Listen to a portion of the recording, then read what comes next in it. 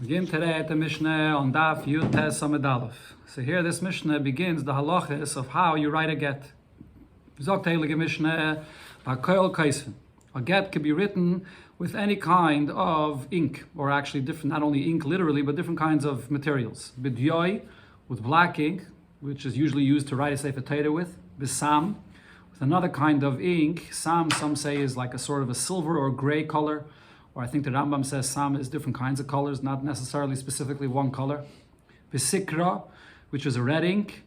Bekumos, which is, I think, from the sap of a tree. Or bekankantum, which is some kind of very strong black.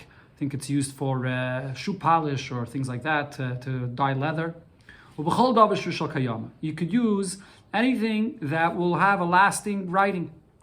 So in other words, the chiddush here is, like a Sefer Torah has to be written only specifically with ink, diyoi, but a get could be written with anything which is kayama, which will remain.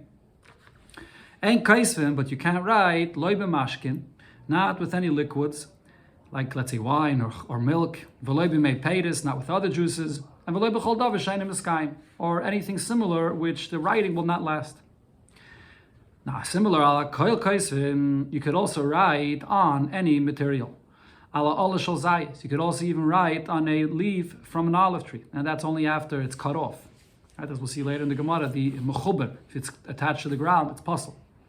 And you could write valaker and shalpara. You could write the get on the horn of a cow. But then the noisin law is sapara. You're going to have to give her the entire cow as a get. You can't cut it off and then give it to her. We'll see in the Gemara. Al yad shel eved, you can write the get on the hand of your servant, on your slave. But then you'll have to give her the entire slave as a get. Rabbi Yosi Haglili argues and says, "En kaisvin, you can't write a get lo al davar sheyesh bei ruach chayim, not on anything that has life, and v'lo al oichlin, and you can't write a get on food, which would include even writing a get on a olive leaf, because that's also something that's food. Maybe it's not human food, but it's food for the birds. So you can't write on these kinds of materials." Zok the Gemara, the different kinds of inks that the Mishnah said, and here the Gemara gives the Aramaic names for them. The Yoi in Aramaic is the Yusa, Sam is Sama, Sikra, Amarabba Babachon is Sakrasa, Shma, that's its name in Aramaic, Kumus is Kuma, Kankantam, Amarabba Babachon is Shmuel, Amashmuel, that is, in the name of Shmuel, Charse do Oshchefi, which is, like I said before, shoe polish, or something similar to that. Okay, now the Mishnah said, Ubachol davar shum eskayim. After the Mishnah gives this whole list, the Mishnah adds that you can write the get with anything that will remain, that the writing will remain. Lasuyemai, what is this coming to add? Says the Gemara, Lasuya, the Tani Rab Chanina. It adds what Rab Chanina says. The Rab Chanina said, Kosvay b'mei tarye. If you write it with rainwater that is leaking through a wooden roof, and it gets colored by the wood and it becomes sort of a brownish or reddish water, so you can write with that and the mark of it will remain on the paper. Or va'aftza, if you write with aftza, which is water that gallnuts were soaked in it, and it also gets a color that if you write with it, it remains kosher. Both of these are kosher for the get. Tani Rab Chiya said, kosvei ba'avar, if you write with lead, b'shacher, if you write with shacher, which is with coals, b'shichor. Shichar is, what we said before, it's actually the same, according to Rashi, it looks like it's the same as kankantum. Rashi says charse doshchefi, which is what we just mentioned, shoe polish. Kosher, this is kosher. Itmer, so here the Gemara introduces a halacha regarding Hilchos Shabbos, regarding the malacha of kaisev or moichik, regarding Hilchos Shabbos, and then this will have relevance regarding signing a get. Okay, so now, as we know, by Shabbos, two of the malachas are kaisev and moichik. And you only chayiv for moichik if you're erasing, with a positive purpose, meaning that you want to write with it. But stam erasing on Shabbos, you're going to be potem and atayra because that's makalkal. You're just destroying and ruining. Okay, so now let's see here what the halacha. Itmer, so we learned the following halacha: Hamavir diyoi al gabi sikra. You had something written in red ink, and you write on top of it the same letters, the same thing, but you just write on top of it with black ink. B'Shabbos, on Shabbos. Rabbi Yechon and Reish Lakish Damri Tarvayu, so Rabbi Yechon and Reish Lakish both said, Chayiv Shtayim, for doing this, you're going to be Chayiv twice. Achas Mishum Kaisev. Once you Chayiv because you're writing. Before it was written in red, which was lighter, and now you're writing darker in black. So you write it, you're Chayiv for Kaisev. And then you also chayiv because you erased the red writing that was there, and you erased it with the purpose of writing the black writing on it. So it's erasing with a positive purpose. So you chayiv for both, for erasing the red and the writing of the black. But if you write black on black or sikra gabi sikra, red on red, so then potter, you haven't done anything. But the writing was there already. You just add more ink on it. It doesn't change anything. Now sikra agabi diyoi. What if it's the other way around than we had before? You put red ink, you write with red ink on top of black ink. Amri lo chayiv. There are those that say that you'll be chayiv as well. But vamri lo potter. Those that say that in such a case you'll be totally potter. Amri lo chayiv. There are those that say that you're chayiv. You're not going to be chayiv for kaisiv because you're writing a lighter ink than the black ink. Red is lighter than black, so you're not going to be chayiv for kaisiv. But you're going to be chayiv for meichik. Meichiku. You erased the black writing, and now it's only red, so it's lighter. So because it's lighter, you're chayiv. Amri lo potter, but others say that you're potter mekalkelhu. This is considered to be mekalkel because you didn't really add anything here. All you did is you took the darker black writing and you made it lighter, and that's considered to be mekalkel. It's not really a full mekalkel because after all, you have a writing here that you could read now. But relatively speaking, that is, there's some kind of element of mekalkel. You took a darker writing and you made it lighter. So this opinion is that it's mekalkel. The previous opinion says no, that it's not a full mekalkel. The fact is you're writing red, and now you can read the red writing. So therefore, you did erase that black writing, but you're chayiv for that meichik because now there's something here positive that you could read here. So you're chayiv for this. On top of dark, it doesn't get erased. It just. Well, depends. If you write with like a paint, or if you put the red on top of the black in a way that the red will cover the black, it will erase the black. That's what we're talking about over here. You don't see no more black. The black Not right. You don't see Yeah, we're not talking about like today. You take a marker, you have a black marker, and you take a red marker, and you try to color over the black marker. You're not going to notice the red at all. Over here, it's talking about where you take ink, or you take a dye, and you dye on the black. You dye red over it, and it erases the black. That's what it's talking about here. Okay, so now based on this, the Gemara brings us back over here to a get. Rish Lakish asked Rabbi Yechanan the following shaila.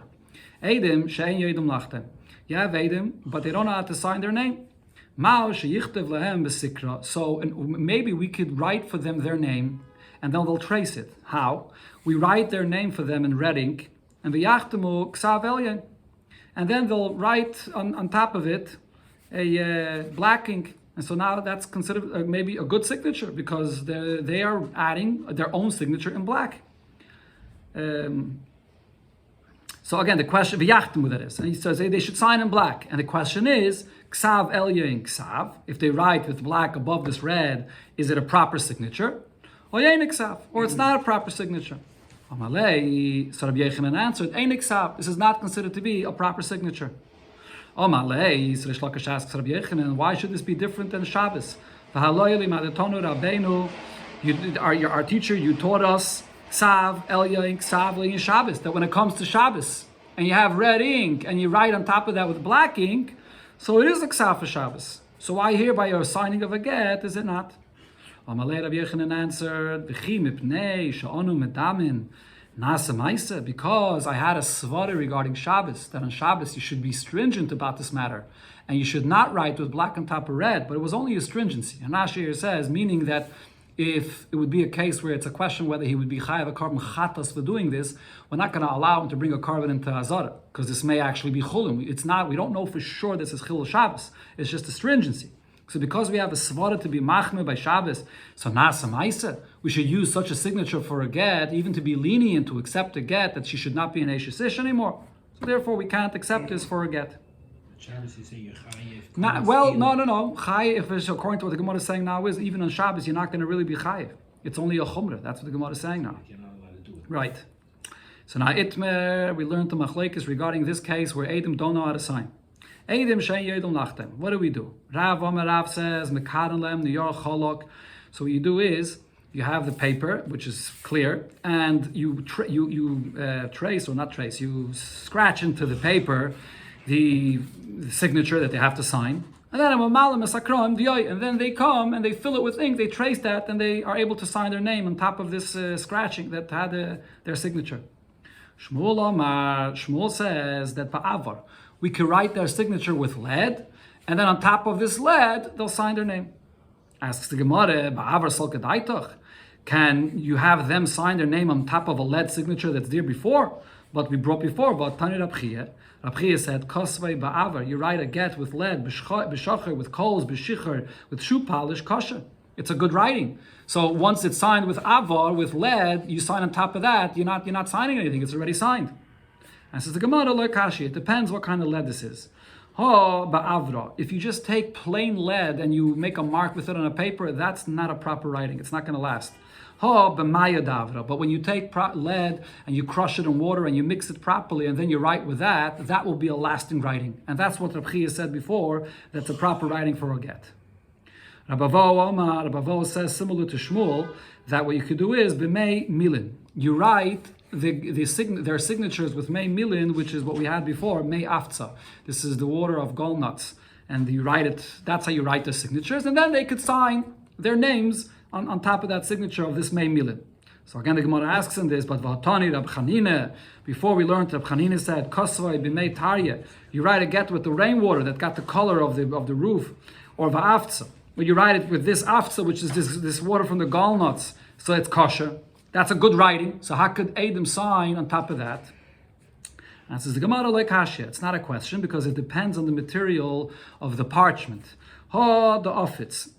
If the parchment is fully worked out, and the way the parchment in those times would be smoothed out was actually with the gallnuts itself. So because it was smoothed out with this gallnuts, if you're then going to write with the water that the gallnuts is soaked in, it's not going to be noticeable on the paper because it already has the gallnuts on it. It won't do anything. So that's the kind of gallnuts that he was saying that you can make a sign for the Adam to sign on it because it's not a proper writing. Another loyaf, if it's a parchment that wasn't worked out with his gallnuts, so then when you write with the gallnuts on it, it'll be a good lasting writing. She'ein mei milin, and he explains, She'ein mei milin al gabi mei milin. Once it was worked out with his gallnuts, you can't write again with gallnuts on it because it's not going to last and it's not going to show anything. Rav Papa says the way you write the signature for these Eidim to be able to sign is beroik. You spit. You make the signs of their letters of their name with spit. V'chein oiri lei Rav Papa le Papa Torah. He taught this to Papa Torah as well. Beroik, that it's done with the spit. However, when is this halacha said? Be Gittin. This is a special leniency regarding the signatures for a get for a woman. Aval b'shtaris, when it comes to other shtaris, like, then we don't use this leniency. So we'll see soon in the Gemara. The Gemara is going to say, by a get, we don't want a woman to be stuck if her husband's leaving out of town or he's passing away, and this is the only aid that we have here. So we must we're lenient to have this done. And the Gemara here brings what happened. To someone that did the same thing regarding another star, that he spit on it or he had the Eidim right after what was already sort of made a sign for them. And V'nagdi Rav Kahana. Rav Kahana gave him lashes for doing this for a regular star when it's not supposed to be done for a regular star. We don't rely on this for a regular star. What's wrong? Because it's not a real signature. It's not. The Adam are making a signature. No. True, but the Adam are only tracing the lettering that's written before. It's not the. Yeah. But when you have to verify the signatures of these Adam, it's not really a proper signature that you could then verify that the signatures are good because it's not like their signature. They're just like tracing these letters. It's not a real signature. So for other shtaris, which has to be used as a raya, we don't accept this. Tanya Kavasei de Rav, we learned like Rav's advice that Rav said that when they don't know how to sign, so then you have it scratched out on the paper and then the Eidim sign on that. Because the Brisa says, Eidim shen yodim lachtaim, Eidim that don't know how to sign, mekaran lem niyar cholok, so you scratch into the paper for them, umemalan nesakram diyai, and they fill it with the ink. Now, the Brisa continues, we had this before already, the Gemara quoted this in Daf Yud or so. Amir Rab Shimon ben Gamliel, so Rab Shimon ben Gamliel says about this, this is a special leniency only for a get for a woman. A document to free a slave. Or any other money document. If the Eidim signing know how to read what it's written, and they also know how to sign it, so then they could sign. If they don't, so they can't sign the get. We don't use this leniency by other documents. So the Gemara clarifies Pshat and what Rab Shimon ben Gamliel is saying. Where in this Brisa in the beginning is it mentioned anything about whether the Eidim could read or not? The Brisa starts off a discussion about whether they could sign or not. Why is he bringing in the idea of whether they can read or not? And says the Gemara, there's something missing here in the Brisa. And you have to read the Braisa as follows. If they don't know how to read, so we read the get for them. And then they could sign it. If they don't know how to sign, as the Braisa continued, we scratch it in for them and they sign it. On that, this is only by a get for a woman. But when it comes to a document for an eved or any other status, if they can read themselves or they can sign themselves, good. If not, they can't be used. So now the Gemara explains the point I mentioned before. Why is Rab Shimon ben Gamliel, which says that such a kind of signature is really not accepted, so why are we being lenient by a get? The answer is Shloyu b'nois Yisrael agunais. So by a get, because we don't want b'nois Yisrael to become stuck with a husband that's going out of town or he's passing away, so they were lenient if that's the only eidim that are here, that are available. Amar Rave said, Halacha Rab Shimon ben Gamliel. We paskin like Rab Shimon ben Gamliel that it's a kula only by a get, not by any other star.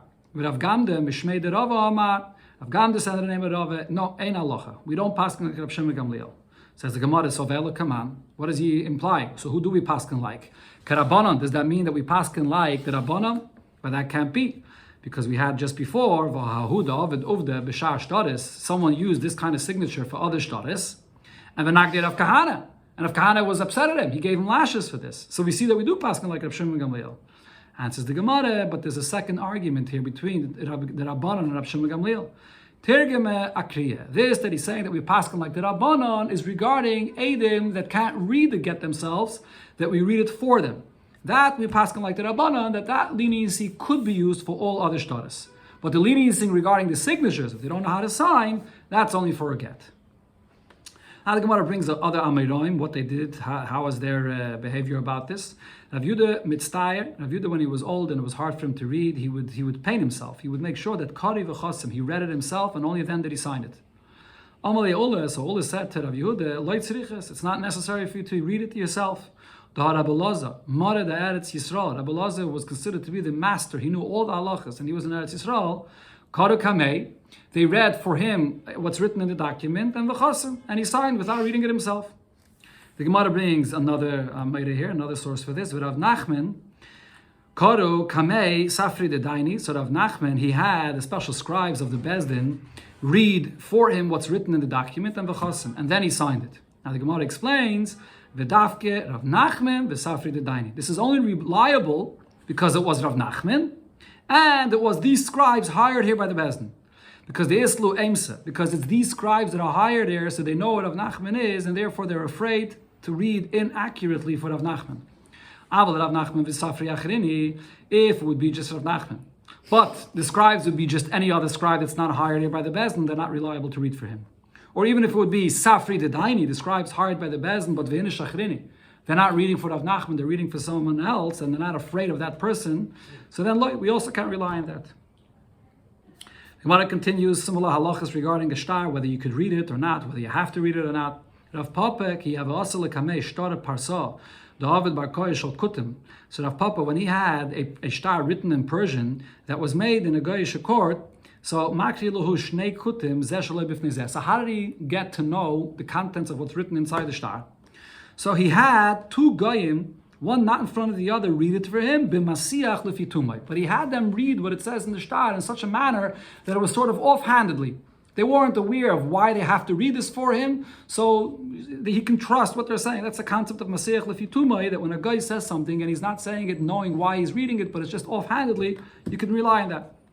And furthermore, omagbi be'im mishabdi. And he would use such a kind of a shtar to even collect from properties that were sold off, and you have to go and collect them. Even a shtar like this has enough of a coil to be able to collect with this. Amar Ravashi said, Amle Rav Huna bar Nasan, Hachi Oma Meima. This is what Ameima said. Hai shtar parsa. When you have a Persian shtar, the Chasimi Aleh Sadi Yisrael, and there are witnesses, Yidden, that are signed in the shtar itself, Magbina be'im mishabdi. It can be used by a loan to collect with it from Mishubadim. Again, the halacha of Mishubadim is you can only collect from Mishubadim, and that's properties that were sold off, that the loiva sold off, only if there's a coil about this loan. And that's only if you have a proper shtar, and here you have the Yidden that signed in it, so therefore you can collect from these Mishubadim. So the Gemara here will go through certain halachas regarding a shtar that seemingly are missing here. We had this Gemara already before. Fragt the Gemara, the Edom that signed the star, the Yidden, they can't read Persian. And the reason the Gemara is assuming they can't read Persian is because the Yidden then were in Bavel, and maybe they understood the language in Bavel, but then the Persians came later into Bavel, and they introduced a new language that the Yidden didn't speak or didn't read. And it says the Gemara, B'diyadi. These Edom that signed it knew how to read Persian. Fragt the Gemara, but you have to have that it should be a proper parchment that cannot be forged. And veleke, and you don't have that over here, because if you're using a parchment that's not worked out smoothly, so that you could easily erase and rewrite or add a zero or whatever it is, so how could you use this kind of a parchment? And says the Gemara, it's a proper parchment, but it's properly worked out with gall nuts and it's smooth. Can't be forged. Fragt the Gemara, one more thing, the halacha of a star is that after everything written in the star, and the last line, you have to rewrite the main point of the amount of what you're borrowing and so on in the last line, and then you have the signatures, veleke, and you don't have that by a star written by Persians. And says the Gemara, b'demahader, over here, yes, it is written again, that line. Says the Gemara, so in that case, velo mai kamashmalon. So what is the chiddush over here that he was saying that you can use this kind of a star, which is written in Persian and it's signed by Yidden? Is the chiddush the chol lashon kosher, that a star can be written in any language? But Tanina, we know that already. We learned it in a Mishnah regarding a get for a isha, because the Mishnah says here later in the Masechta, get shekosva yivris. If you have a get that was written in lashon kodesh, ben veida of Yavanis, and the Edom signed in Yavanis in Greek. Or Yavanis, it was written in Greek, Ve'ed of Ivris, and the Edom are signing a Lashon Kodesh. Kosher. Either way, it's kosher. So you see, so the same thing should be by every star. That if it's written in a different language and the Edom sign a Lashon Kodesh, it should be kosher. And says the Gemara, no, you can't learn out from a get for a Isha. Because if it was that case, Hava Mineh Hanamile Begittin, that this is a leniency only for a get.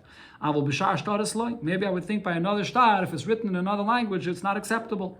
And the Mefarshim here say, it's obviously not coming to teach me that you can write a star in any language. Why would I think you can't write any star for a loan in any language? It's obvious that you could. But over here, the point is, this is a language that people don't speak that language here. Let's say you write over here in America, you're going to write a language, French or whatever, a language that people don't understand. So in that case, you would think that it's not acceptable. Kamash Malan, that's the chiddush, that you write in a language that's not the spoken language here, it's still acceptable for every star as well.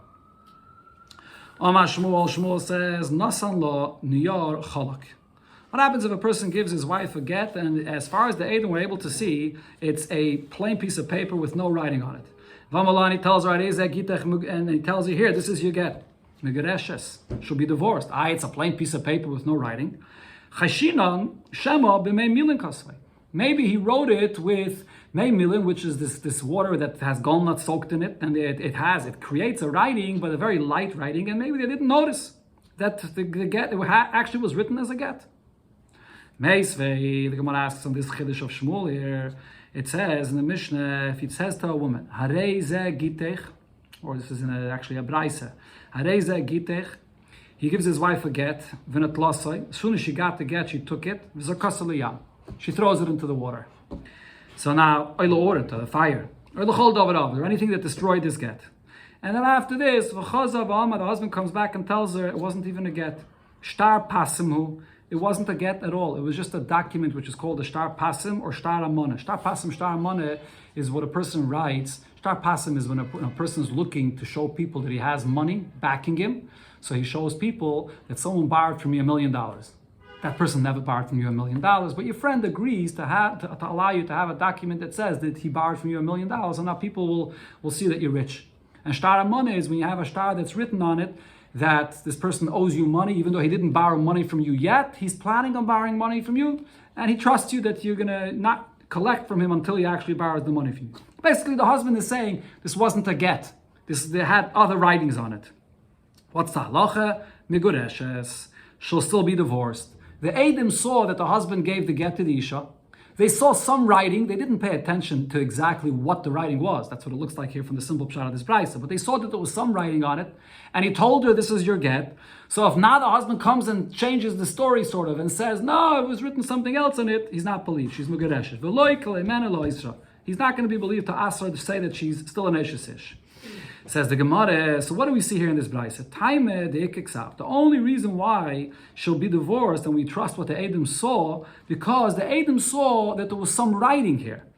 Now, the husband wants to say that the writing that they saw was not the writing of a get, it was a different writing. We don't trust the husband. But if it would be the case, like Shmuel said, which is a much bigger chiddush, that the Eidim that were watching here saw no writing at all. They just saw a plain piece of paper. So over here, we're not going to say that she's Mugareshes, that maybe it was a very light lighting and the Eidim couldn't see. The Bryce doesn't say this bigger chiddush. Answers the Gemara, you're right. But Shmuel was only saying it in a specific case. Ki kama Shmuel. When did Shmuel say that she'll be Megaresha as the Batkinale b'maya denora? That afterwards they took this document that looked like it was empty and had no writing on it, and they put on it maya denora, which is some kind of coloring that brings out the writing that was there hidden in it. Okay, so therefore, pull it. So if that writing that's there sort of comes out, so we know that she's divorced. The Eloi pull it. And if even after they put this color on it, then no writing appears, so then laf klum. So then it wouldn't be a get at all. But the Gemara asks on this, v'chipalit may have if you put on it now the coloring and the writing comes out of it, so how should that help? Hashtu the palit. Shouldn't we say that he wrote before with such a light writing that it's not even noticeable at all? When he gave it to the Isha, it had something written on it which wasn't noticeable. Now that you put coloring on it, now it sort of appears. But if so, he gave her an empty get before. Answers the Gemara, Shmuel nami chayshinan kama. Shmuel didn't say that this is for sure a get. What Shmuel was saying was because it was such a light writing, and now it appeared when you put a coloring on it, so we can't be sure. We don't know if it was very light and the Adam saw nothing and is taken nothing before, or maybe it was light but it was there. They just didn't notice it. So then she would be Megareshes. So therefore, she's going to be a Suffolk Megareshes. Ravina said, Amali Ameimer. Ameimer said, Hachi Omar. So again, coming back into the halacha, whether Eidim have to read what's written in the get. So from what we learned before in the Gemara, it would seem like Eidim don't have to read what it says in the get. But now Ameimer says, Hachi Omar Mereme Mishmei Avdimi. If you have two Eidim, the get is being given in front of them, you have to read what's written inside the get. So the Gemara asks from the Brisa that we just quoted, it seems to say the opposite. The Brisa we just quoted, that husband gives his wife a get, and then she takes it and throws it into the water, or to fire, or anything else that destroys the get. And now he says that there was other writings on it, it wasn't a get at all. She's still divorced. He's not trusted to say that it wasn't a get to answer her. Now, if you're going to say that the Eidim must read the get before it's given to her, Basa the Karyua, after the Eidim read what's written in the get, what's the chiddush? Obviously, the husband can't come now and say that something else was written in the get. The Eidim have to read it. They saw what's written in the get. Answers the Gemara, well, in this Brisa, it's speaking about, we could say, a different case here. The Eidim have to read it, but what happened is, like Tzriche, the Basa, the Karyua, after the Eidim read what's written in the get, he sort of slipped the get into his sleeve.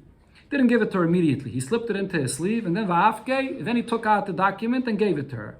So I would think to say that we should be concerned for chalufe chalfe, that maybe he slipped out a different document. It's not this document that the Eidim read. Kamash Malon, that was the chiddush here of this brisa to say that we're not choishish for that, and therefore she's megareshes. Okay, so the Gemara's conclusion over here is that you have to read what says in the get.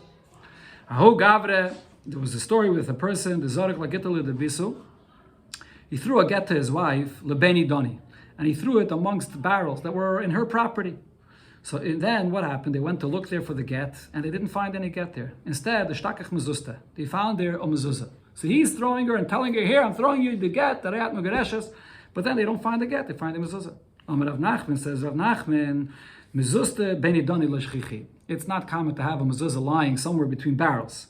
So therefore, if they found a mezuzah there, that's what the husband threw there. He didn't throw any get to her, so she's not megareshes at all.